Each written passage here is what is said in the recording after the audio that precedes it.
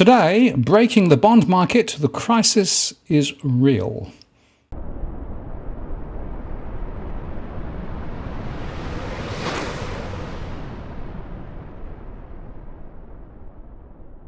Hello again, this is Martin North from Digital Finance Analytics on the Post, covering finance and property news with a distinctively Australian flavour. Well, bond markets are suffering from rising volatility and price moves as central banks lift rates and threaten quantitative tightening to try to tame raging inflation. And the word crisis is not hyperbole.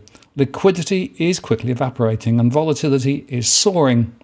Once unthinkable, even demand at the US government's debt auctions is becoming a concern. Indeed, conditions are so worrisome that US Treasury Secretary Janet Yellen took the unusual step last Wednesday of expressing concern about a potential breakdown in trading, saying after a speech in Washington that her department is worried about a loss of adequate liquidity in the $23.7 trillion market for US government securities. And make no mistake, if the Treasury market seizes up, the global economy and financial system will have much bigger problems than just elevated inflation. The US Treasuries market swelled from $5 trillion in 2007 to $17 trillion in early 2020 to now nearly $24 trillion, while banks are facing more regulatory constraints that they say make it more difficult to intermediate trades. The Federal Reserve, for example, which has lifted the target cash rate by 300 basis points this year, is now also reducing the size of its balance sheet by letting its bonds reach maturity without buying more, a move which investors fear could exacerbate price swings. And so now, the Treasury is posing the questions as part of its regular survey of dealers before its quarterly refunding announcements, and they're asking prominent dealers of US Treasuries whether the government should buy back some of its bonds to improve liquidity in the $24 trillion market. Treasury is asking dealers also about the specifics of how buybacks could work in order to better assess the merits and limitations of implementing a buyback program. These include how much it would need to buy in so-called off-the-run treasuries, which are older and less liquid issues, in order to meaningfully improve liquidity in those securities. The Treasury is also querying whether reduced volatility in the issuance of Treasury bills as a result of buybacks made for cash and maturity management purposes could be a meaningful benefit for Treasury or investors. Plus, it's also asking about the costs and benefits of funding repurchases of older debt with increased issuance of so-called on-the-run securities, which are the most liquid and current issue. The Treasury is acknowledging the decline in liquidity, and they're hearing what the street has been saying, said Calvin Norris, portfolio manager and US rate strategist at Agent Asset Management. I think they're investigating whether some of these measures could help to improve the situation.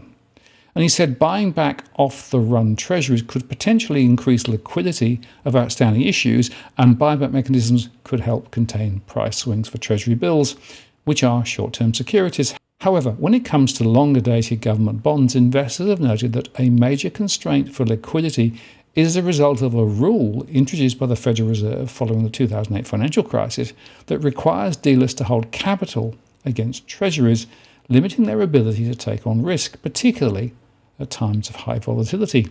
The underlying cause of the lack of liquidity is that banks, due to their supplementary leverage ratios being capped, don't have the ability to take on more treasuries. And I view that as the most significant issue right now, said Norris. The Fed in April 2020 temporarily excluded treasuries and central bank deposits from the supplementary leverage ratio, a capital adequacy measure as an excess of bank deposits and treasury bonds raise bank capital requirements on what are viewed as safe assets. But it let that exclusion expire, and big banks had to resume holding an extra layer of loss-absorbing capital against treasuries and central bank deposits.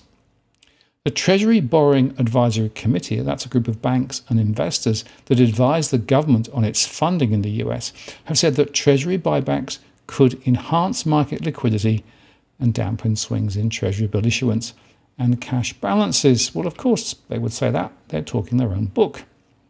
And the committee also added that the need to finance buybacks with increased issuance of new securities could increase yields and be at odds with the Treasury's strategy of predictable debt management if the repurchases were too variable in size or timing.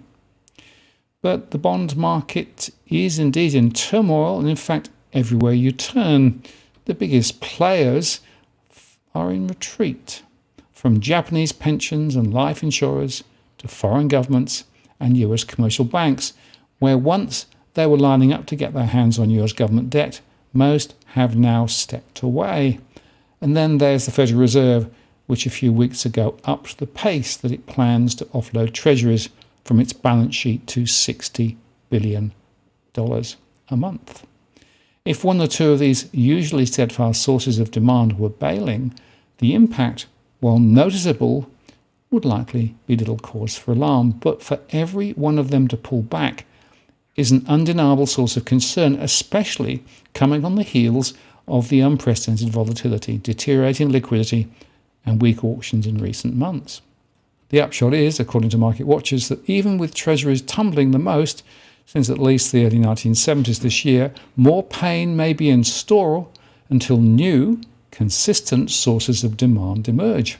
And it's also bad news for US taxpayers, who will ultimately have to foot the bill for higher borrowing costs. We need to find a new marginal buyer of treasuries, as central banks and banks overall are exiting stage left, said Glenn Capello, who spent more than 3 decades on Wall Street bond trading desks and is now a managing director at Mishler Financial. It's still not clear yet who that will be, but we know they're going to be a lot more price sensitive. The current yields on treasuries are extended, with the 10-year in the US sitting at 3.996, a rate not seen since 2007. And if you look around the world, whether it's Japan or Australia or the UK, treasury yields are also much higher than normal.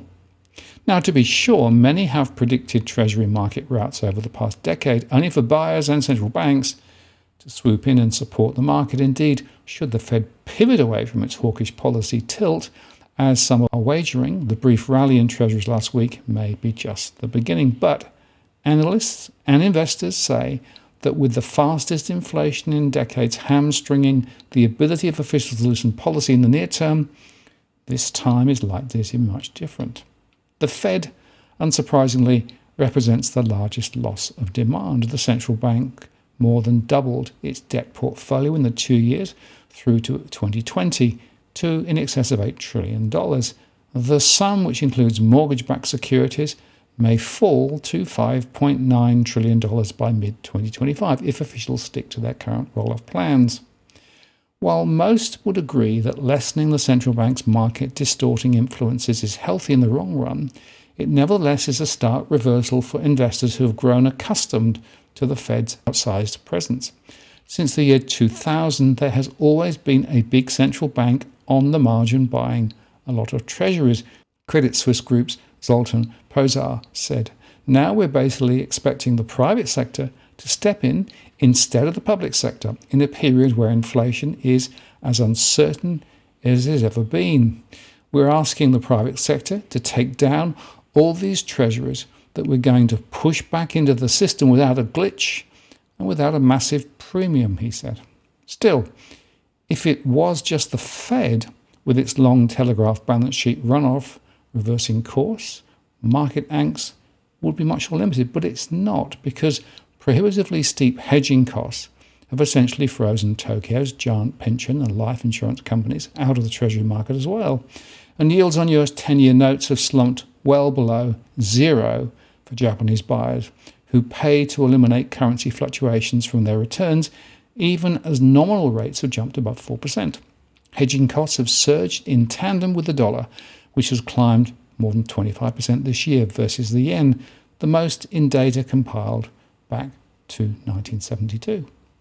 As the Fed has continued to boost rates to tame inflation in excess of 8%, Japan in September intervened to support its currency for the first time since 1998, raising speculation the country may need to start selling its hoard of treasuries to further prop up the yen. And it's not just Japan. Countries around the world have been running down their foreign exchange reserves to defend their currencies against the surging dollar in recent months. Emerging market central banks have trimmed their stockpiles by $300 billion this year, according to data from the IMF.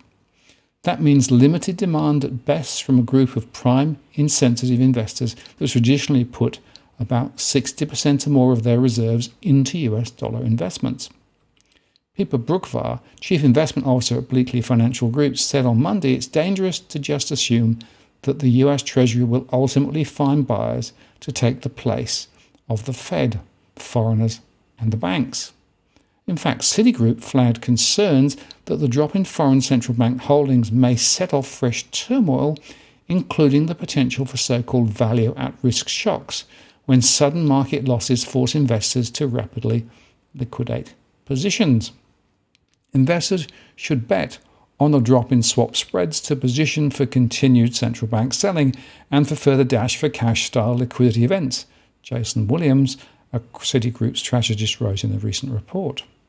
VAR shock-type events are more likely given Fed risks are still pointed hawkish, the report said.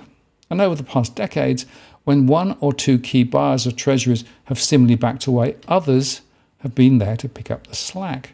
But that's not what's occurring this time around, according to JP Morgan Chase. Demand from US commercial banks has dissipated as federal policy tightening drains reserves out of the financial system. In the second quarter, banks purchased the least amount of treasuries since the final 3 months of 2020. The drop in central bank demand has been stunning. As deposit growth has slowed sharply, this has reduced bank demand for treasuries, JP Morgan said, particularly as the duration of their assets have extended sharply this year.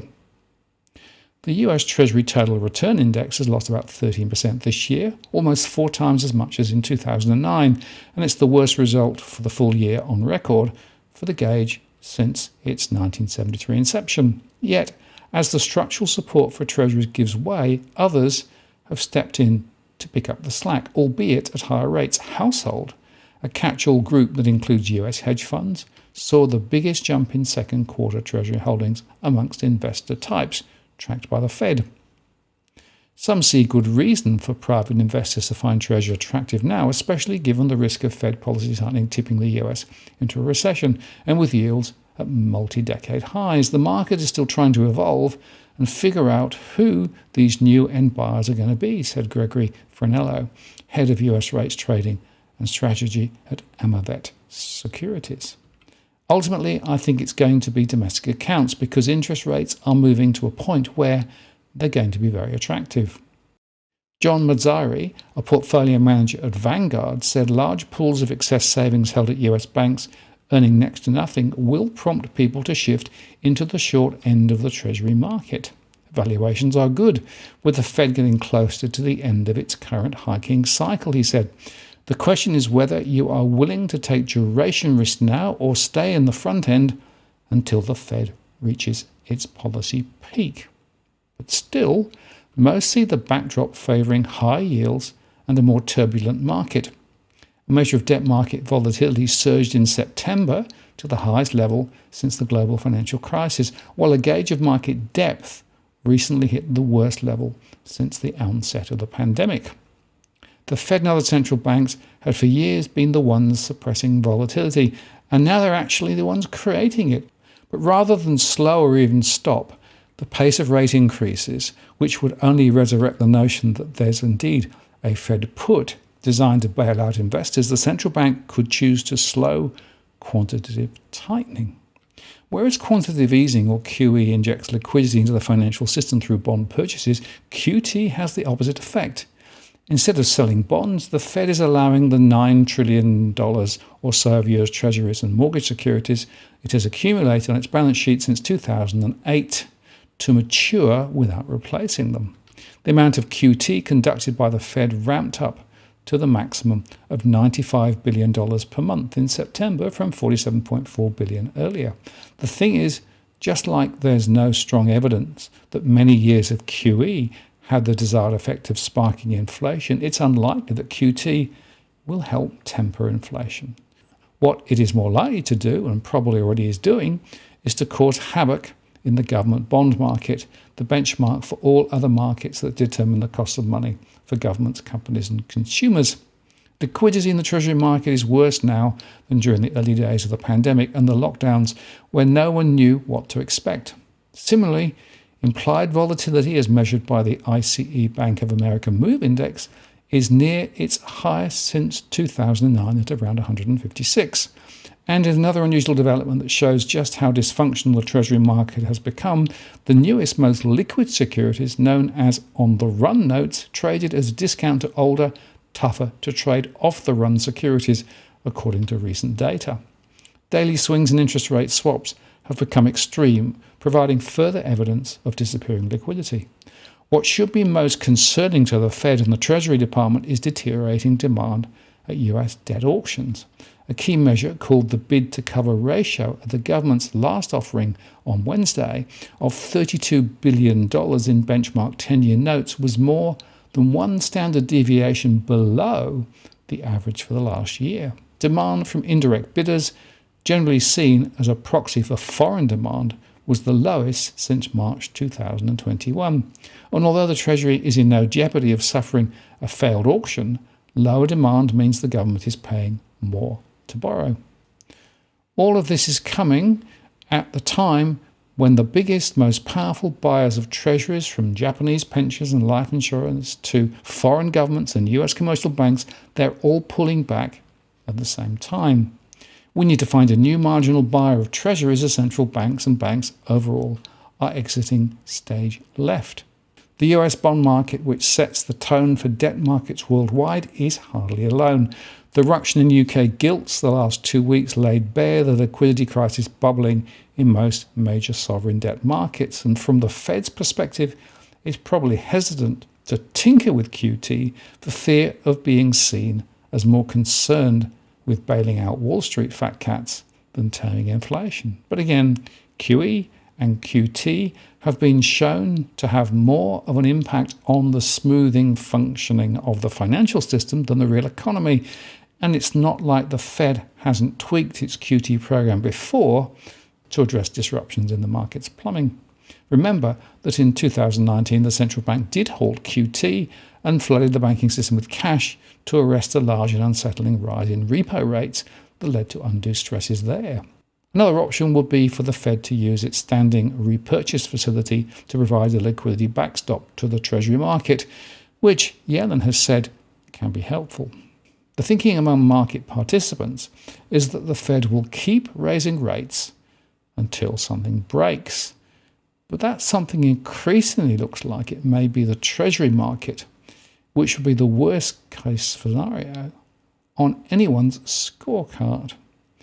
And whether it's in the US with the spillover effects or another market, it doesn't really matter, because the international financial plumbing is wildly connected. So no one economy can ignore what's going on in the bonds market. And of course, the bond markets set the rate for almost all other financial instruments, whether you're talking mortgages, corporate debt, or indeed government debt. So this is a crisis in the making and has the potential to break something serious. We must watch and wait. I'm Martin North from Digital Finance Analytics. Many thanks for watching, and I'll see you again next time.